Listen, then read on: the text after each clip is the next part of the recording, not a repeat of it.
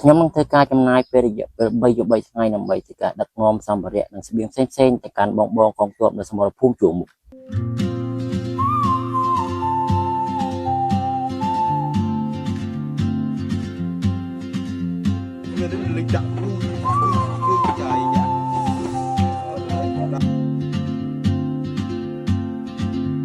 She moves like a map with no borders,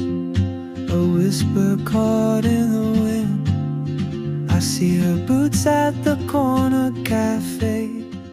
សម្រាប់បេសកកម្មនៅក្នុងថ្ងៃទី1របស់យើងគឺយើងត្រូវតែប្រមូលសម្ភារៈឬក៏ស្បៀងផ្សេងៗដែលយើងមានហ្នឹងទៅដាក់មួយដុំសិនបងប្អូនណាចឹងគឺយើងប្រមូលដាក់ឡានហើយយើងយកទៅដាក់នៅក្នុងវត្តអណ្ដូងលបែកដែលស្ថិតនៅក្នុងស្រុកពមាសហែកខេត្តស្វាយរៀងដើម្បីធ្វើការរៀបចំដាក់ឡានសាថ្មីដោយសារតែយើងទៅនេះ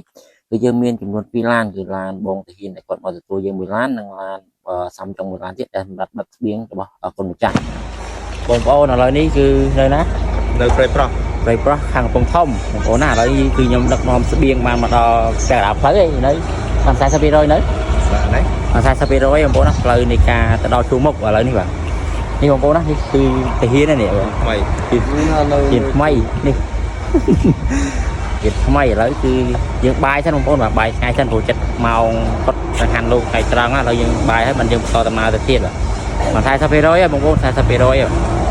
ដល់60%ទៀតដល់ហើយងាកមកប្រហែលម៉ោង4ម៉ោង5ងាកដល់ហើយនេះគឺជាបេសកកម្មនៅក្នុងថ្ងៃទី2របស់យើងអញ្ចឹងបន្ទាប់ពីយើងធ្វើដំណើរតាំងតែពីព្រឹករហូតមកដល់ព្រៃប្រោះគឺយើងឈប់សម្រាកហូបបាយពេលថ្ងៃសិនអញ្ចឹងឡើងមើលបងកងទ័ពបាទដល់បាទព្រៃប្រោះទៅហូបបាយតិចស្រួលណាមានស្ពានមានទឹកគឺអែមមកនៅខាងកំពង់ធំបាទមើលអោមើលសប្បាយដែរគឺស្អាតបងប្អូនគឺមកទៅហូបបាយគឺតិចស្អាតចឹងបន្ទាប់ពីយើងធ្វើការឈប់សម្រាកប្រគេនចង្ហាន់ថ្ងៃត្រង់ដល់ព្រះសង្ឃដូចជាយើងហូបខ្លួនឯងរួចរាល់ហើយយើងក៏ចាប់ផ្ដើមបន្តដំណើរទៅមុខទៀតហើយរឿងដែលយើងមិននឹកស្មានដល់នោះគឺយើងបានជួបអ៊ំស្រីម្នាក់ដែលគាត់រស់នៅប្រទេសបារាំងបងប្អូនណាហើយគាត់មកជួបយើងចៃដន្យឃើញបងទីហ៊ានធ្វើអីចឹងទៅគាត់ក៏បានសួរនាំយើងថាយើងទៅណាទៅណីចឹងទៅទប់យើងរៃដល់ប្រាប់ហើយគាត់ក៏បាន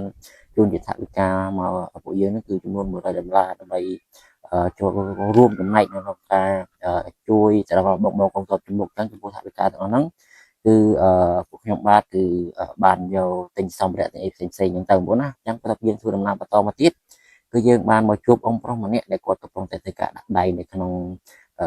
ផ្លាយទឹកនៅតាមផ្លូវអញ្ចឹងណាបងប្អូនអញ្ចឹងបន្ទាប់ពីគាត់ដាក់ដៃអីយើងចូលមើលទៅឃើញបាន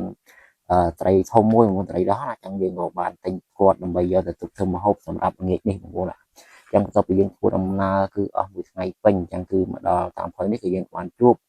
បងនៅតាមផ្លូវអញ្ចឹងយើងក៏បានជូនសម្ភារៈគាត់ខ្លះអញ្ចឹងណាបងមិនបានច្រើនទេបាទព្រោះពេលច្រើននេះគឺយើងផ្ដោតលើបងកងទ័ពនៅសមរភូមិជួរមុខបន្ទាប់ពីយើងធ្វើដំណើរអស់រយៈពេលមួយថ្ងៃពេញគឺយើងបានមកដល់ភូមិអ្នកស្រុកអ្នកនៅខាងតាកំបីបងប្អូនណាខ្ញុំអត់បានប្រាប់ថាភូមិអីឬក៏តំបន់ណាទេខ្ញុំថានៅតំបន់តាកំបីអញ្ចឹងទៅក៏បាន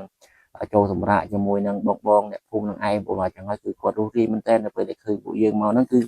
គាត់មកទទួលរាក់ទាក់មែនតើបងប្អូនហើយគឺខ្ញុំពិតជាសរសើរនិងអរគុណពួកគាត់ខាងមែនតើអញ្ចឹងណាពួកគាត់ថាតាំងតែពីសង្គ្រាមមករហូតមកដល់ពេលនេះគឺមិនដែលមានអ្នកណាមកលេងគាត់មិនដែលមានអ្នកណាមកបែបនេះទេអញ្ចឹងហើយគឺគាត់សប្បាយចិត្តគាត់មកចូលរួមជួយធ្វើម្ហូបដាំបាយអីផ្សេងៗអញ្ចឹងបងប្អូនថាសម្បីតែអ៊ំដែលគាត់នៅក្បែរហ្នឹងគឺគាត់បូមប៊ីបូមអីចឹងទៅបាទត្រីហ្នឹងគឺគាត់យកមកឲ្យពួកយើងទាំងប៉ោតទាំងបងប្អូនហើយគឺហាក់អត់ខ្វះហូបទេបងប្អូនដោយសារតែគាត់រំភើបណាចឹងគឺគាត់អត់ដែលបានមានអ្នកណាទៅលេងពួកគាត់ចឹងទេចឹងហើយគឺយើងជួបជុំជាមួយនឹងពួកគាត់សប្បាយតិចតួចជាមួយពួកគាត់ចឹងណាចឹងសង្ឃឹមថាបងប្អូនមិនប្រកាន់ទេព្រោះពួកគាត់ខានមានសារភាពបែបនេះយូរហើយចឹងបន្ទាប់ពីពេលព្រឹកឡើងគឺយើងរៀបចំបន្តដំណើរចេញទៅមុខទៀតបងប្អូនហើយសិនមកមែនតើបងប្អូនហើយបាទមានតែប្រទេសប៉ុន្តែអត់មានប្រជាជនរស់នៅច្រើនទេបាទប្រជាជនតិចមែនតើបងប្អូនដូចជា4-5គ្រួសារនៅតំបន់នេះមានអ្នកលក់មកដែរគេមករស់នៅវិញអ្នកលក់មកដែរបាត់ច្បាញ់អញ្ចឹងទៅបាទតាមតំបន់ផ្សេងៗទៀតគឺអត់ទាន់មានទេបងប្អូនគឺផ្ទះសម្ភារៈអីផ្សេងៗគឺនៅបិទទ្វារនៅឡើយទេបងប្អូនអត់ទាន់មានមនុស្សមកនៅវិញទេបាទគឺពិតជាសំណោះខ្លាំងមែនតើបងប្អូនហើយបាទទៅឃើញស្ថាប័នផ្ទាល់នេះគឺគេថាបាទរកអីនិយាយមិនចាញ់ណាចឹងយើងក៏បានជួនគាត់តិចតួចទៅបងប្អូនហើយបាទគឺរបស់ហូបរបស់អីចឹងណាគឺមិនបានច្រើនទេបងប្អូនព្រោះយើងក៏មិនជាអ្នកមានអីដែរចឹងគឺបានតែប៉ុណ្្នឹងឯងបងប្អូនអញ្ចឹងសង្ឃឹមថាបងប្អូននៅទីនោះគឺមិនប្រកាន់ទេព្រោះយើងមានតិចតួចដែរចឹងយើងជូនតាម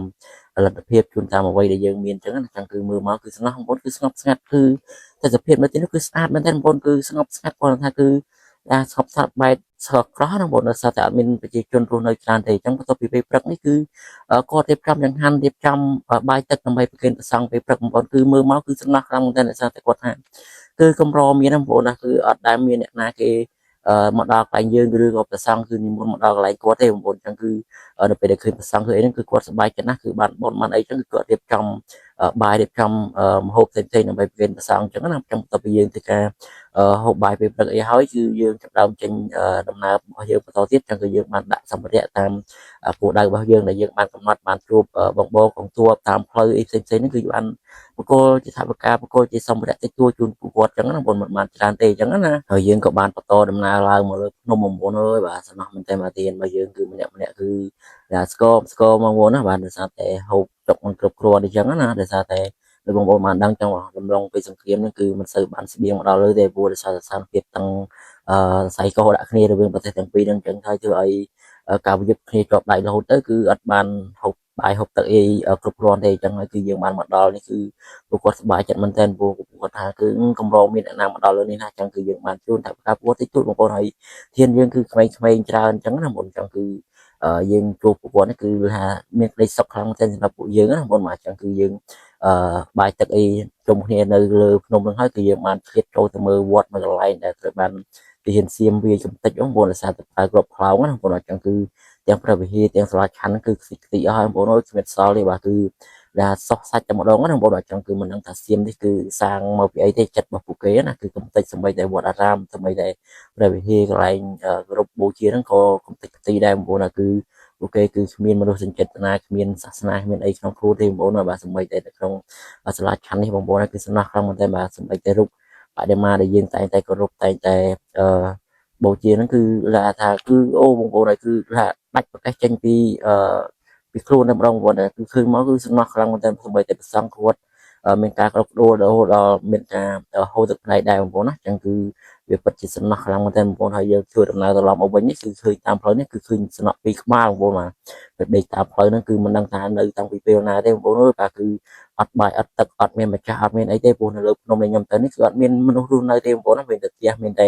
ទាហានតែគាត់នៅតាមគោលដៅរបស់គាត់អញ្ចឹងណាអញ្ចឹងហើយគឺខ្ញុំមានមីពីកញ្ចប់ហ្នឹងឯងបងប្អូនណាបាទគឺមិនដឹងថាគ្នាបានហូបឲ្យបានប្រហែលថ្ងៃទេបងប្អូនគឺស្គមខ្លាំងមែនទែនតំណក់ទាំងអស់ហ្នឹងណាអញ្ចឹងគឺយើងបងប្អូនណាគឺជាអាណិតពួកគេខ្លាំងមែនទែនបាទទាំង